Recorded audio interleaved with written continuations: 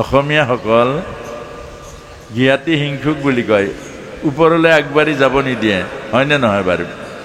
অকণমান হোৱা দেখিলেই তলৰ পৰা টানিব নাই। গাড়ী এখন ওচৰৰ কোনোবাই কিনিলে, আপোনাৰ যদি বুকুত জুই জ্বলে প্ৰতিহিংসাৰ, তেতিয়া মুখৰ পৰা যি টি কথা ওলাব, ইহঁতে চুৰ কৰি লৈছে, বুজিছ বোপাই, ইহঁতৰ অহংকাৰ বেছি হ'ব এতিয়া, ইহঁতৰ অহংকাৰত ফাটি পৰিব এতিয়া, আমি ওলাবই নোৱাৰিম, আমি মানুহে নহ'ম, আমি যেন সিহঁতৰ আগত মানুহে নহ'ম। আমাৰ এই মানুহজন, আমাৰ মানুহজনৰ কোনো অৰ্থ নাই, আমাৰ মানুহজন কোনো ঠিক নাই, এইজনে বেলেগে গাড়ী ল'লে, মোৰ মানুহজন অকামিলা, মোৰ মানুহজনে এখন গাড়ী।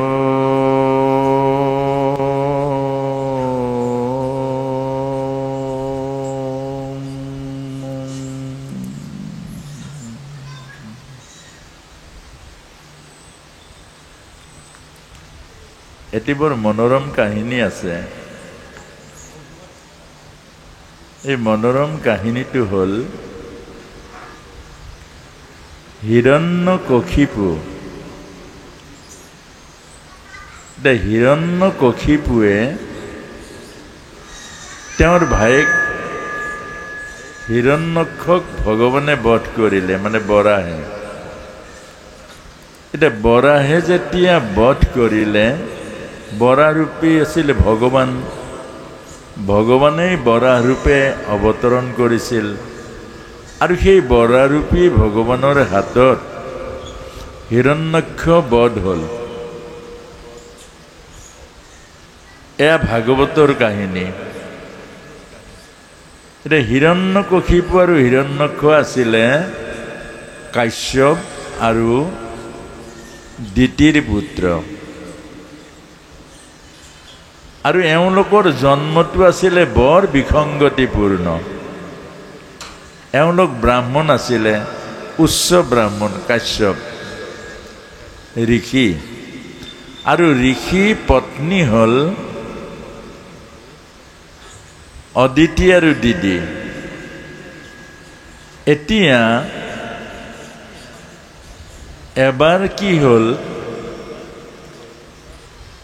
অদিতিৰ দেৱতাসকল জন্ম হ'ল, অদিতিৰ পৰা জন্ম হৈছে দেৱতা। দেৱতা জন্ম হ'ল, আৰু দেৱতা জন্ম হোৱা খবৰটো দিতিয়ে শুনিলে, আৰু দিতিয়ে শুনাৰ লগে লগে দিতিৰ মনত প্ৰতিহিংসা আহিলে যে সতিনীৰ সন্তান জন্ম হ'ল, আৰু মোৰ সন্তান এতিয়ালৈকে কোনো জন্ম হোৱাৰ প্ৰক্ৰিয়াই আৰম্ভ হোৱা নাই। এই যিটো প্ৰতিহিংসা,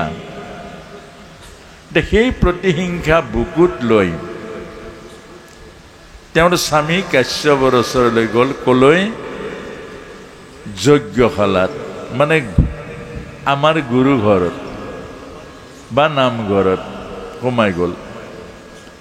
সোমাই গৈ নিজৰ স্বামীক প্ৰস্তাৱ দিছে, কি বুলি? স্বামী, মোক ঋতু দান দিব লাগে, মোক ঋতু দান দিব লাগে। এতিয়া প্ৰকৃততে আচৰিত কথা যে এগৰাকী ঋষিক পত্নী কাল সন্ধিয়া গিৰিয়েক সোমাইছে যজ্ঞশালাত, উপাসনা ক্ষেত্ৰত, আৰু তেতিয়া গৈ দাবী কৰিছে মোক ঋতু দান দিব লাগে। এইটো কিয় পাৰিলে বাৰু? এইটোতো পাৰিব নালাগিছিলে, কিয় পাৰিলে? অৰ্থাৎ আমাৰ মনত পৰৰ প্ৰতি প্ৰতিহিংসা যেতিয়া সোমাব, আমাৰ হিতাহিত জ্ঞানবোৰ হেৰাই যায়। এই কথাটোকে বুজাইছে। পৰৰ প্ৰতি যেতিয়া আমাৰ প্ৰতিহিংসাৰ বুকুত ঠাই ল'ব, তেতিয়া আমাৰ হিতাহিত যিটো জ্ঞান, এইটো হেৰাই যায়। আপোনাৰ মোৰো চাব, ওচৰৰ মানুহ এঘৰে উদাহৰণস্বৰূপে এইটো বুজিব লাগিব। কাহিনীটো বুজিলে নহ'ব। কাহিনী কৈছে আমাক বাস্তৱ জীৱনত বুজাবৰ কাৰণে নহ'লে কাহিনীবোৰৰ কি প্ৰয়োজন আছে? প্ৰয়োজন আছে যে প্ৰতিটো কাহিনীৰ অন্তৰালত আমাৰ জীৱন সংলগ্ন হৈ আছে। এতিয়া গীতা সেইকাৰণে জীৱন দৰ্শন। এতিয়া জীৱনৰ লগত যদি গীতাৰ প্ৰয়োজন নাই বা সম্পৰ্ক নহয়, তেতিয়াহ'লে গীতাৰ কি মূল্যটো আছে? এই কথাটোকে এতিয়া আমাক বুজাইছে। গাড়ী এখন ওচৰৰ কোনোবাই কিনিলে, আপোনাৰ যদি বুকুত জুই জ্বলে প্ৰতিহিংসাৰ, তেতিয়া মুখৰ পৰা যি টি কথা ওলাব, ইহঁতে চুৰ কৰি লৈছে, বুজিছ বোপাই, ইহঁতৰ অহংকাৰ বেছি হ'ব, এতিয়া ইহঁতৰ অহংকাৰত ফাটি পৰিব, এতিয়া আমি ওলাবই নোৱাৰিম, আমি মানুহে নহ'ম, আমি যেন সিহঁতৰ আগত মানুহে নহ'ম। আমাৰ এই মানুহজন, আমাৰ মানুহজনৰ কোনো অৰ্থ নাই, আমাৰ মানুহজন কোনো ঠিক নাই, এইজনে বেলেগে গাড়ী ল'লে, মোৰ মানুহজন অকামিলা, মোৰ মানুহজনে এখন গাড়ী। অৰ্থাৎ মনটো কিয় এনেকুৱা হ'ল? আৰু সেই মনেৰে কৰা প্ৰতিটো কৰ্ম অকল্যাণকাৰী হ'ব। সেই মনেৰে ভাত বনাব, সেই মনেৰে গিৰিয়েকক কথা শুনাব, গিৰিয়েকৰ প্ৰতি তুচ্ছ ভাৱনা আহিব, শ্ৰদ্ধা হেৰাই যাব।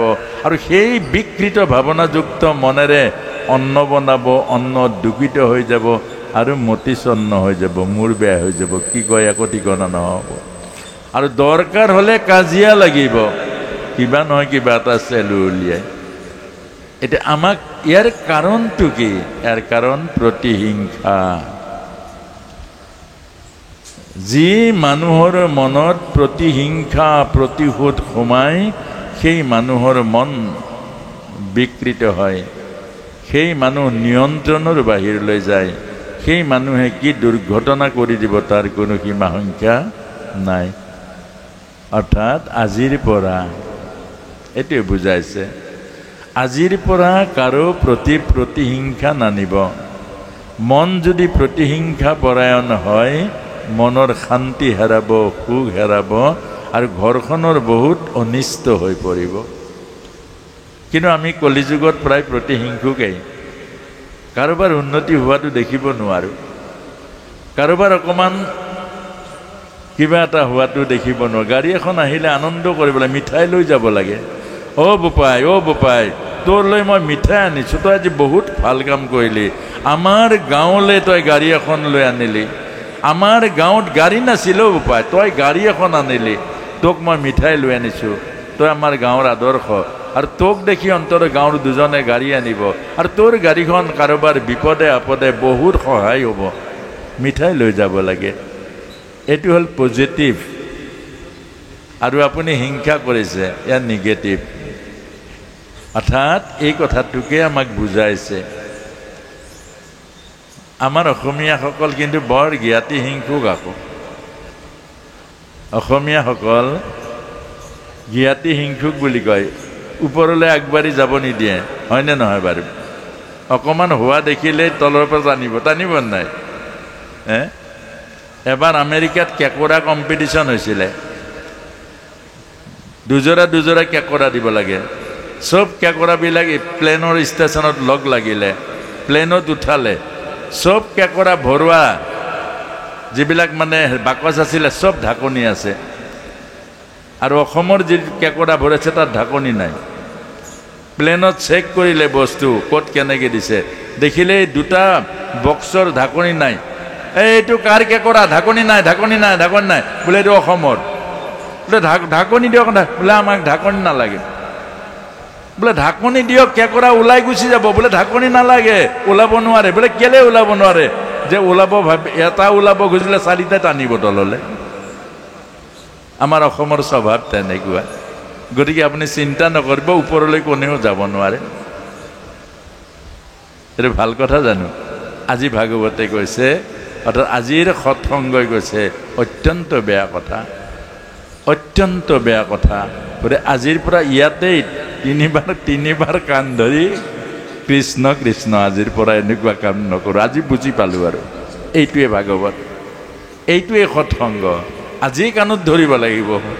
গতিকে আজিৰ পৰা এইটো অৰ্থাৎ নিজৰ অনিষ্ট হয়, আনৰ অনিষ্ট কৰা কাম কৰক। কি কৰক? কম্পিটিশ্যন। যে তেওঁ যিমানটো আগবাঢ়িছে মই তাতকৈ দুগুণ আগবাঢ়িম, তেওঁ যিমান টকা কামাইছে মই তাতকৈ বেছি কমাম। এইটো কম্পিটিশ্যন, এইটো প্ৰতিযোগিতা, এইটো কৰক। এইটো কৰিলে কোনোবাই 1000 টাকা ডোনেশ্যন কৰিছে, আপুনি 5000 কৰক। এইটো কম্পিটিশ্যন কৰক। কোনোবাই সমাজৰ পূজিত হৈছে সমাজৰ ভাল কাম কৰি, আপুনি তাতকৈ কম্পিটিশ্যন কৰক, মই দেৱতা হৈ যাম। এইটো কৰক। এইটো সাকাৰাত্মক। এইটোৱে আপোনাকো ওপৰত নিব আৰু সমাজখনৰো কল্যাণ কৰিব।